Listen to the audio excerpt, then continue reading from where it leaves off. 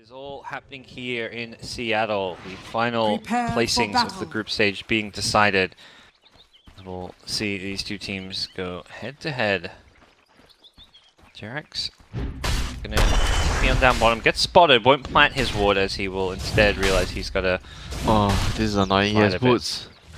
Okay. With the jug rotating in, Jarek's might be in trouble. Yeah, I believe he may just be dead here. He actually should be fine, I think. Block. You just need to block a little bit. Yeah. Oh, there's another hero. Oh, never mind. But as far as he gonna be fine? Don't look like it. There's gonna be another Shackles, and that's gonna be 2 kills for EXECRATION. The early game lane dominating team doesn't even need the lanes. They just need, you know, their heroes to. In this area, so that's the jungle bot I've been talking about. Sanking already placed one. Captain Chemo on the duty. And running south here, I think recognizing he's in trouble. They're going to throw the Reaper just to initiate to make sure they get off that stun. Oh, one more kill. 1+1. Buy 1, 3-1. That's what they say. So they had the ward, but 1.5 seconds. They're going to try and take this. Oh, stack. he's trying to jack the stack. That's big. A possibility. Rage Potato even coming in as well. Here comes back up.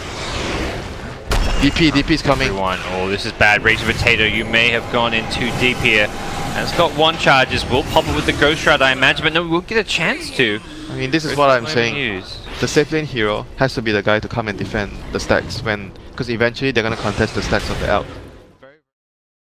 Good game plan by EXECRATION towards the Alch. Oh, they want to punish Rage Potato again, rotating in many heroes here. Alch channeling his stun. Actually get it off. Sanking, perfect Burrow Strike, and the Reaper could bring down Anna. Oh, Fate's Eating. Yeah, Fate's Eating is there.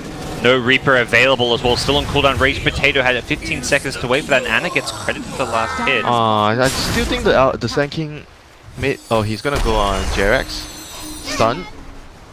Oh, couldn't reach. He didn't jump on the high ground.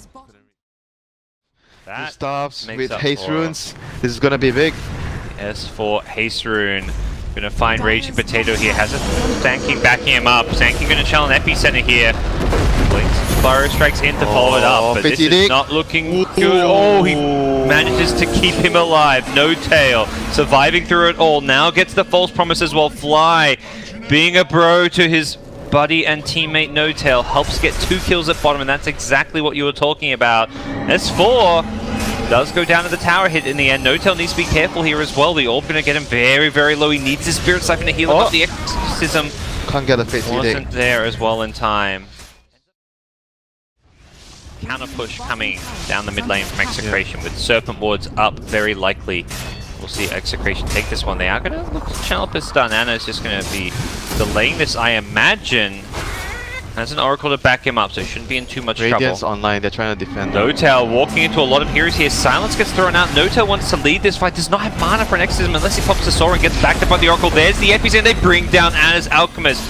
Terrible way for the fight to start for OG, and EXECRATION want to punish further. No Tail will not die in the Reaper, but will die once that false promise wears off through the damage taken.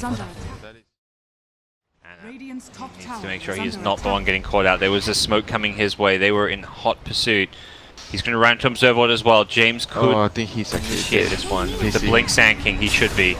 TP out will not be successful as Anna going to die to the Reaper as well. Oh my 70 God. seconds. So that is good. Oh, Firefly is down. Okay. Here come the Serpent Wards. That's Rex. EXECRATION 18 minutes into the game. Want to break high ground. There's the pull on the Necrophos. Yes, Aegis. Yeah, let's say he does have the Aegis. Maybe they're just thinking they can kill him twice. He pops the Blade Mail. Suddenly he's not even looking like he's going to go down once. The false promise on No Tail. I don't think he's going to survive through this one. There is just so much magic damage coming out. Fly going to get chased down by the puck. No Tail barely surviving with the Spirit Siphon, but he still dies afterwards. How much damage did he do? Raging Potato with the Blade Mail coming up big. He is got 5 napalm charges on himself. He's still healing. The Flame Break looks like it will tick him down. Oh, he's even still alive. OG will now show themselves. It became very evident that they were smoked up, moving out on the map. And here go EXECRATION. Yeah, they're ready to start a fight. S4's going to ward. though. He gets the grab initially. He blinks the coil onto 2. Burrow Strike to follow it up, catches a couple as well. Rage Potato getting low. They need to bring him down, and they do. That's the big kill to get. Which is a little bit too squishy with that Radiance build, and OG going to get a couple of kills to start things off. No Tail's fighting at the shrine. He's healing up because of it. Saves his life. Nando still wants him with the blade through. He purges him up as well. James going to help ensure that 1 kill, but it's Sanking going down on the side to Ana, and that is a fantastic fight so far for OG. S4 barely kept alive by a Jerax Blink Crush, and they've now got a 4th kill. Looking for a 5th is Nando. Blade Fury on out. Jerax has a blink in a couple of seconds. May look to chase him down. Ana slowed down by the Purge. There's a blink, a crush. S4 coming back in as well. He may not have much health, but he felt like he could do this one. James is going to buy back, and man, that's an expensive buyback. Absolutely nothing gained from it as well, other than perhaps you could argue saving Nando's life. He would have lived there actually if he had like an item that gave him like armor or stats or anything. Yeah, he was very close to surviving through it. And he would have gotten his shroud, his wand charge, Death Pulse. Got a Reaper kill then, suddenly he's healing up. James? Yeah, I'm not so sure about this one. If he gets caught out here, this will be a dieback, and James is brought down dead for 60 now. OG could look to chase. The Bat has a Blink Lasso available. Jerax's going to get the crush to start things off. Who's S4 going to go on? Who's going to be the big kill for him? They're going to lose the Slaughter now. No-Tail's got Exorcism. S4 still waiting patiently. He can't actually lasso for now because of the Radiance. He may just go on Raging Potato instead. He says, oh, I don't need a Blink if you're going to walk into me. Raging Potato in the middle of this with a Blade Mail. Great 2-hero stun, followed up by the ultimate. Gets brought down by the Scythe. And that's going to give Raging Potato a lot of regen to work around with. Ana's got no choice but to TP on home. Just beats the Burrow Strike cooldown.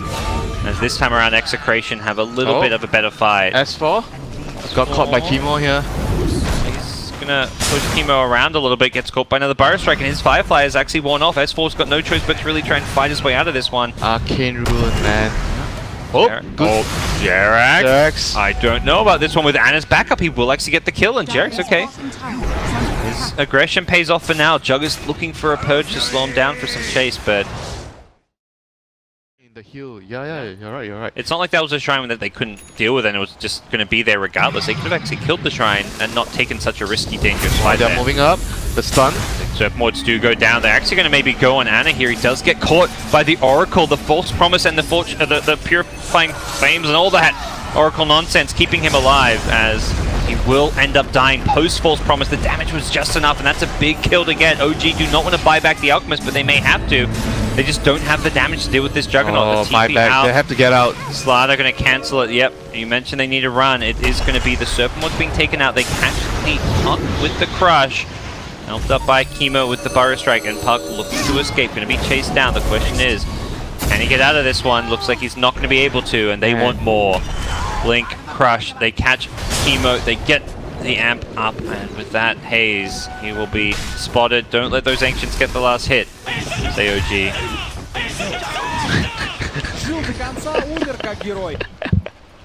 You enjoyed that one. Yeah. Because you push, you lose the fight, you're gonna think of Roche. And if you catch them at the Roche, you destroy them, the Alchemist lineup is gonna win the game. They scan them as well, they know they are. They may see Raging Potato in just a second as well. The Firefly was used, he gets the Sanking Hex up. Jerax gets a nice Blink Crush onto 2 with a Silence from the Death Prophet. They're going to instantly drop 2 heroes, possibly a third. Rage Potato is not in a spot where he wants to be. May get a Reaper off. Is there going to be... Oh, Oracle. Silence, he was silenced. Silence could not help him out to save his life there. That would have been a big save if you could get it. Ana! Oh, there's going to be a False Promise. Can they heal him back up in time? This is going to be close. I want to say Ana is not looking all too alive right now. He barely survives through it with the Chemical Rage heal. And a lot of heroes on top of him. They've actually killed 3. Ragey Potato wants to come back in, but needs to be careful. Does not actually have a Reaper's Scythe. Can they in the front, in the high ground, protecting against this. Ragey Potato, well, Smoker's pop. And actually going to throw a stun here, it looks like. Needs to be careful. Doesn't get the man to dodge. They're going to go on this one. The Oracle is there to kind of back him up. They're going to go through the Burrow Strike. The Lotus Orb going to help protect him. Ana doesn't get hit by, but gets trapped by the Serpent Mords. He's stuck in the middle of this one. Needs to actually right-click his way out of it. He's disarmed, though. He can't attack. He's being Omni-Slash. Oh, no! Alchemist. It's not... Maybe going to survive the Chemical Rage. Barely has enough HP. Does die after it, though. That's kind of like GG. And it might just be GG. Alk has no buyback. He bought back previously. That's that GG. was an absolutely tragic way for this game to end, but it feels like it has ended. That Serpent Ward trap was fantastic. And Anna making a small mistake just trying to channel up the stun. Once he stunned himself, he put himself in such a dangerous position. The Oracle had to kind of use his spells very early on in the fight to try and save him. This OG, they're down 12k, and so much of that gold of theirs is in this Alchemist. Everyone else is sub 8,000 net worth. There is just no items to use on the rest of their heroes. Barely surviving as Jericho initiates in, no tail as well. Purged up, slowed down, Epicenter coming in, Chemo on the Sand King. That's another Burrow Strike if it's going to be needed. As Death Prophet will eventually go down, and it looks like this is it for OG in game number 1. They really struggle against C teams all the time. They play this. Their play style. They're very weak in the laning phase most of the times that they pick their heroes because it's a safe lane DP. And then I can't really fault the Barret either too much because they died in the start. Otherwise, I don't think the lane is actually that weak. The Bat and the Starter. The Starter is not that strong in the early too. Their heroes are very good later, but not very good at the start. That's the stage where most of the C teams, they try to pick very good lanes, or even the South American teams like Infamous, they pick really, really good lanes. I think those are the teams that are always going to pose a threat to OG. A huge threat, in fact, because of the playstyle. And yeah, OG do not draft as much for the early game in the lane. Yeah. Like, I feel like there's some other top teams, like let's say VP. Like, I don't think a team like VP cares about that because